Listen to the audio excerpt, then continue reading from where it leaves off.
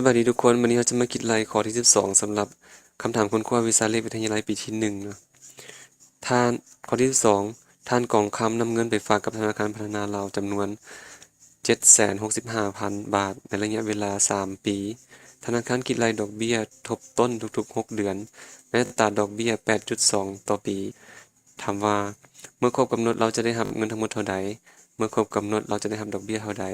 จงสร้างตารางแสดงดอกเบี้ยและเงินเพิ่มสะสมในแต่ละครั้งเราจะมาเบิ่งเลยนะว่าP present value นะก็คือเป็นการฝากเงินเข้าธนาคารเนาะและอัตราดอกเบี้ยก็คือต่อปี 1.2% ต่อปีและในระยะ3ปีทำและธนาคารคิดรายดอกเบี้ยทบต้นทุกๆ6เดือนก็หมายความว่าจะต้องคิดรายทุกๆ6เดือนและตอนนี้เป็นดอกเบี้ยต่อปีนะเขาก็มาหารเลยนะทุกๆ6เดือนก็หมายความว่าเราจะมาหาร2นั่นเองก็เป็นดอกเบี้ยเท่ากับก่อนนะเท่ากับเพราะเดือนหนึ่งมี12ปีหนึ่งมี12เดือนนะจะมาหารให้2เพื่อให้มันเป็นครึ่งหนึ่งนี่อาจจะได้เป็นดอกเบี้ย6เดือนแล้วตอนนี้และแน่นอนว่า3ปีนะเท่ากับเขาจะมาแปลงเป็นทุกๆ6เดือน3ปีมี12เอาไปคูณให้12เลยหลังจากนั้นก็มาหารให้6ก็จะออกเป็น n นะและถ้าเกิดว่าเราบ่แน่ใจว่ามีเศษบ่เราจะลองย้ำเบิ่งก็เป็น6อีหลีเนาะก็คือ n ก็คือ6 3ปี3 6 18นะตอนนี้เราได้6ก็เขียน1ไปเลย1 2 3แล้วก็ปีไปฮอด6และแน่นอนว่าเมื่อครบกำหนดเราจะได้รับเงินทั้งหมดเท่าใดนั่นก็คือหา s นั่นเองสูตรหา s ของเรามีอยู่นี่เนาะเราจะเท่ากับไปเลยบ่แม่นสูตรนี้เนาะบ่เป็นหยังเนาะเรามีตัวอื่นอยู่ future value pv หา s ตัวนี้ control c เอากลับมาบนเนาะพวกนี้จะลบออกให้หมดเลยนี่ก็ได้หา s ก็คือเราจะเอา p เท่ากับคือเงินต้นนั่นเองเนาะเงินที่เราฝากไปคูณให้เปิดปิดวงเล็บอยู่ถึงพี่เลยเนาะ1บวกให้ i ก็คือ 4.1% มาคืนกำลัง n ก็คือ6นั่นเองและก็จบเลยเนาะนี่ก็คือเงินเพิ่มสะสมที่จะเกิดขึ้นอยู่บนนี้เนาะเมื่อครบ6งวดนั่นเองแต่ละงวดก็ใช้เวลา6เดือนเนาะ6เดือน3ปีเมื่อครบกำหนดเราจะได้เงินทั้งหมดเท่าใดคำตอบก็คือ 973,567 นั่นเองถ้าเกิดว่าเราใช้สูตรแบบ Excel นะเราก็จะสามารถใส่เป็นตัว S นี่เป็น future value ฉะนั้นจะเป็น FV เปิดวงเล็บ rate จุดต่อไป number of period payment amount บ่มี payment บ่มีใส่ศูนย์ไปเลย present value ตัวนี้นะและก็ enter ไปเลยนะก็คือ 937,566.93 นั่นเองมีจุดนำเนาะตัวนี้เอาที่ขวาแล้วก็ขยายเบิ่ง0.93นะตัวนี้ก็สามารถเราจะแปลง format ก็ได้เนาะสมมุติเรามาที่ format มานี้แล้วมันเป็น currency ซึ่งมันมีเงินดอลลาร์อยู่ในนี้เอาสกุลเงินออกนอนไปเลยและนี่เลยเราจะแบบนี้และ decimal place ก็หลังจุดไป2ตัวโอเคก็จะออกมาเป็นแบบบ่มีวงเล็บและบ่มีค่าลบนี่คือ future value เมื่อครบกำหนดเราจะได้รับเงินทั้งหมดเท่าใดเนาะเมื่อครบกำหนดเราจะได้ดอกเบี้ยเท่าใดดอกเบี้ยเราจะมาหาดอกเบี้ยนะ อันนี้เราก็จะกลับไปเบิ่งสูตรคิดรายดอกเบี้ยตัวนี้ทุกสี่โอ้หลายอันเกินไปเนาะจะลืบออกตัวนี้จะขยายน้อยลง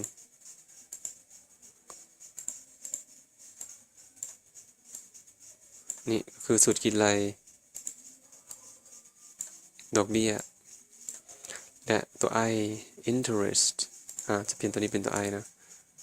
ได้ดอกเบี้ยเท่าใดเฮ็ดตามสูตรเลยเท่ากับ p present value คูณให้ i 4.1% และเปิดปิดวงเล็บก็1บวกให้ i ขึ้นกำลังเปิดปิดวงเล็บ6ลบ1 enter ไปเลย reference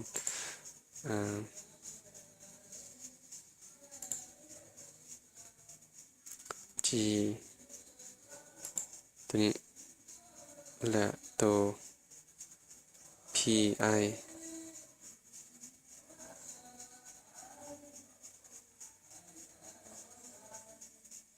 มันมี reference อยู่จะลองเห็นไหมนะก็คือ p present value คูณให้ i เปอร์เซ็นต์และไปคูณให้เขาน่าจะลืมคูณนะ1บวกให้ i ขึ้นกำลัง n ลบ1 6ลบ1นี่เนาะนี่ก็คือดอกเบี้ยที่เราจะได้ interest rate ถ้าเกิดว่าเราจะใช้สูตร Excel เราจะหาได้จังไดและถ้าเกิดว่าเราบ่ได้ใช้สูตรแบบเมื่อกี้นี้ก็เฮ็ดได้ง่ายเนาะแบบนี้วิธีของมันก็คือเอาfuture value หรือว่า s นี่เป็นลบให้ present value ตัวนี้บ่ออกนะ s เป็นลบ p จะได้ i ลองเบิ่งเนาะตัวใดมันจะถือกันแท้เนาะเขาจะมาเบิ่งอยู่พี่เขาตั้งไปเลยว่าเป็นเท่ากับนี่และแน่นอนว่าเมื่อเราฝากเงินเข้าไปนะเราจะได้ดอกเบี้ยเท่ากับ 4.10 ไปคูณให้เงินต้นที่เราฝากไปจะได้ดอกเบี้ยมาแล้วเอาก็มารวมยอดให้ out เท่ากับรวมยอดไปเลยและแน่นอนก็เอามาตั้งยอดใหม่ในต้นงวดที่2และอาจจะ copy วันนี้ไปเรื่อยๆเนาะจะล็อกเบิ่งก่อนว่าจะต้องล็อก G2 ไว้